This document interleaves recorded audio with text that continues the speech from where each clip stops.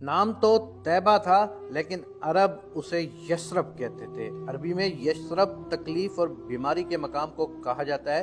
یہ بات تھی بھی درست، پورے عرب میں سب سے زیادہ بارش اسی علاقے میں ہوتی تھی، لہٰذا وادی میں زہریلے مادے پیدا ہو گئے تھے۔ جو بھی طیبہ میں قدم رکھتا بیمار ہو جاتا، لیکن پھر وہاں میرے حضور صلی اللہ علیہ وآلہ وسلم جب تشریف لائے، محققین کہتے ہیں یہ اگست 622 عیسوی کا پہلا ہفتہ تھا، لیکن کچھ کا خیال ہے یہ اکتوبر کا مہینہ تھا۔ آپ صلی اللہ علیہ وآلہ وسلم کعبہ میں 14 دن قیام کے بعد یثرب میں داخل ہوئے تو بنو نجار کی بچیوں نے دف بجا کر استقبال کیا۔ اس واقعے کے 1380 برس، 1 ماہ اور 23 دن بعد ہم ٹھیک اسی جگہ کھڑے تھے۔ سامنے ایک قدیم قلعے کے آثار تھے۔ شیخ الحدیث ڈاکٹر شیر علی نے قلعے کی طرف اشارہ کر کے بتایا، وہ بچیاں وہاں کھڑی ہو کر دف بجاتی تھیں۔ قریب ہی ایک مسجد تھی۔ بتایا گیا حضور اکرم صلی اللہ علیہ وآلہ وسلم نے یہاں ہجرت کی پہلی نماز جمعہ ادا فرمائی تھی۔ قلعے اور مسجد کے درمیان ایک احاطہ تھا اور احاطے میں ایک چبوترے کے آثار تھے۔ وہاں رسول اللہ صلی اللہ علیہ وآلہ وسلم نے ایک صحابی کی درخواست پر نماز ادا کی تھی۔ پلکوں پر آنسو آبشار کی طرح گرنے لگے۔ حضور اکرم صلی اللہ علیہ وآلہ وسلم یہاں سے آگے بڑھے تو یثرب مدینہ بن گیا اور طیبہ منورہ، اور پھر یہ شہر دنیا کے سکون، ایمان، شفا اور قبولیت کا مرکز ہو گیا۔ یہ شہر کیا ہے؟ آپ اس کی حدود میں داخل ہوتے ہیں تو یوں محسوس ہوتا ہے جیسے سلگتے کوئلوں پر چلتے چلتے ایسی وادی میں آ گئے جہاں گلاب کی نرم پتیاں بچھی ہیں اور ہوا عنبر اور مشک کے بطن سے جنم لے رہی ہے۔ دنیا بھر کے درخت دن کو آکسیجن اور رات کو کاربن ڈائی آکسائڈ بناتے ہیں، ماں سوائے مدینہ کے اشجار کے۔ یہ بے ادبی ہے۔ ڈاکٹر صاحب نے عربی کا ایک شعر پڑھا، واقعہ نازک احساس اور ہزاروں لاکھوں پھولوں کی گندھی فکر تھی۔ شاعر نے کہا، اگر تمہیں مدینے میں سکون نہیں ملتا تو پھر کہاں ملے گا؟ اگر تمہاری دعائیں مدینے میں قبول نہیں ہوتی تو پھر کہاں ہوں گی؟ انصار کو بڑی شدت سے حضور اکرم صلی اللہ علیہ وآلہ وسلم کا انتظار تھا۔ وہ ہر روز صبح گھروں سے نکلتے اور شہر سے باہر آ کر آپ صلی اللہ علیہ وآلہ وسلم کا انتظار کرنے لگتے۔ سورج ڈوبتا تو ساتھ ہی آس بھی ڈوب جاتی، لیکن صبح سورج کے ساتھ شوق دید پھر آنکھوں کو آ لیتا۔ اس دن بے انتہا گرمی تھی، لوگ شام سے پہلے ہی مایوس ہو گئے، لیکن جو ہی حضور اکرم کی اونٹنی نے قبا میں قدم رکھا، ایک یہودی نے آپ صلی اللہ علیہ وآلہ وسلم کو دیکھا۔ اے لوگو، تمہارا نجات دہندہ آ گیا کا نعرہ لگا کر گلیوں میں دوڑنے لگا۔ امیدیں ایک بار پھر طلوع ہو گئیں۔ 14 دن بعد آپ صلی اللہ علیہ وآلہ وسلم مدینہ کے لیے روانہ ہوئے تو سینکڑوں جانثار دائیں بائیں چل رہے تھے۔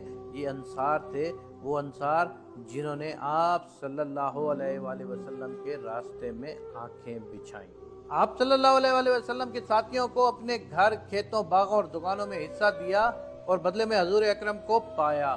تاریخ کو حنین کی وہ شام کبھی نہیں بھولتی جب میرے حضور نے 9 مسلم مکینوں کو مال غنیمت سے زیادہ حصہ دیا۔ چند انصار نے یہ تقسیم ناپسند کی۔ آپ نے انہیں مخاطب کر کے فرمایا، کیا تم کو یہ پسند نہیں؟ لوگ اونٹ اور بکریاں لے جائیں اور تم محمد کو لے کر اپنے گھر آؤ۔ انصار بے اختیار ہو کر چیخے، ہمیں صرف رسول اللہ صلی اللہ علیہ وآلہ وسلم درکار ہیں، اور پھر وہاں گریے کا سیلاب آ گیا۔ داڑھیوں سے آنسو ٹپکنے لگے۔ قریش اونٹ اور بکریاں لے گئے اور انصار کو حضور صلی اللہ علیہ وآلہ وسلم مل گئے۔ یہ اعزاز اب دنیا کی کوئی طاقت اہل مدینہ سے نہیں چھین سکتی۔ انصار مہمان نواز تھے، اللہ کے نبی صلی اللہ علیہ وآلہ وسلم سے بے انتہا محبت کرتے تھے۔ آج بھی مدینہ کے شہری کسی اجنبی کو دیکھتے ہیں تو اسے محمد کہہ کر پکارتے ہیں اور ساتھی کو یا صدیق۔ لہٰذا یہ دنیا کا واحد شہر ہے جس میں ہر مہمان، ہر اجنبی کا نام محمد اور ہر ساتھی کا نام صدیق ہے۔ انصار نے حضور اکرم صلی اللہ علیہ وآلہ وسلم کی تواضع کی اور ان کی نسلیں حضور اکرم صلی اللہ علیہ وآلہ وسلم کے مہمانوں کی خدمت کر رہی ہیں۔ رمضان میں پورا مدینہ اشیاء خورد نوش لے کر مسجد نبوی میں حاضر ہو جاتا ہے۔ دسترخوان بچھا دیے جاتے ہیں، میزبانوں کے بچے مسجد نبوی کے دلانوں، ستونوں اور دروازوں میں کھڑے ہو جاتے ہیں۔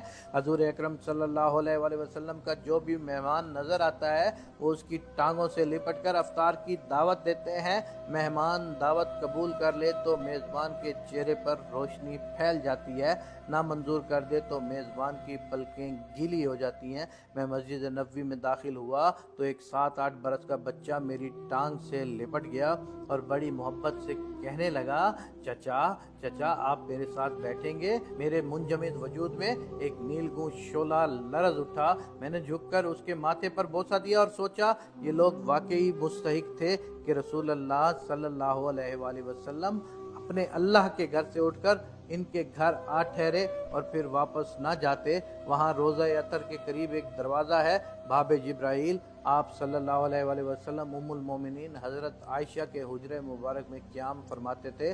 افطار کا وقت ہوتا، دسترخوان بچھتا، گھر میں موجود چند کھجوریں اور دودھ کا ایک ہاتھ پیالہ اس دسترخوان پر چن دیا جاتا۔